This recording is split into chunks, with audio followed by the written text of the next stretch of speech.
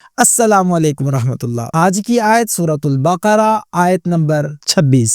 مچھر کی مثال۔ اعوذ باللہ من الشیطان الرجیم، بسم اللہ الرحمن الرحیم۔ اللہ سبحانہ و تعالی نے ارشاد فرمایا، ان اللہ لا يستحیی ان یضرب مثلا ما بعوضة فما فوقها فأما الذین آمنوا فيعلمون انه الحق من ربهم وأما الذين كفروا فيقولون ماذا أراد الله بهذا مثلا يضل به كثيرا ويهدي به كثيرا وما يضل به إلا الفاسقين۔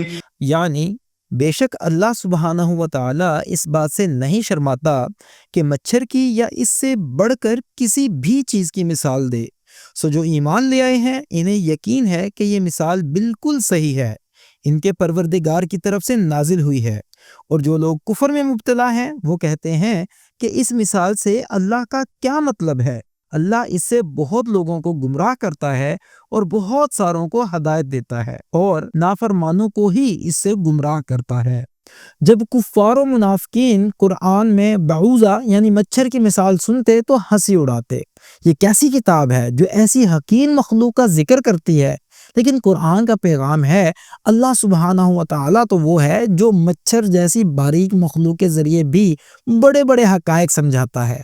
بعوضہ اللہ کی صنائی کا جیتا جاگتا معجزہ، یہ کوئی معمولی کیڑا نہیں بلکہ ایک ایسا بائیو روبوٹ ہے جو آج کے سپر کمپیوٹرز اور AI سے بھی زیادہ پیچیدہ پروگرامنگ رکھتا ہے۔ 48 مائکرو سسٹمز، اس کے ننھے جسم میں سینکڑوں فائن ٹیونڈ سینسرز ہوتے ہیں، 100 سے زائد لینزز، ہر آنکھ میں الگ الگ، 6 انجیکشن نما سوئیاں، خون چوسنے کے لیے ہر سوئی کا الگ فنکشن، ہیٹ سینسر انسانی جسم کی گرمی پہچانتا ہے، CO2 ریسیپٹرز سانس سے خارج ہونے والی گیس کا پتہ لگاتا ہے، DNA لیول پریسیجن مچھر مخصوص بلڈ گروپ کو ترجیح دیتا ہے۔ ایمان والے جانتے ہیں کہ قرآن کی ہر آیت اور اللہ کی ہر مثال میں ہدایت چھپی ہے۔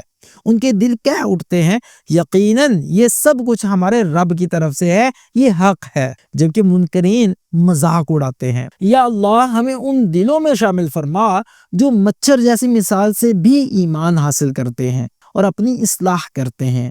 آمین یا رب العالمین۔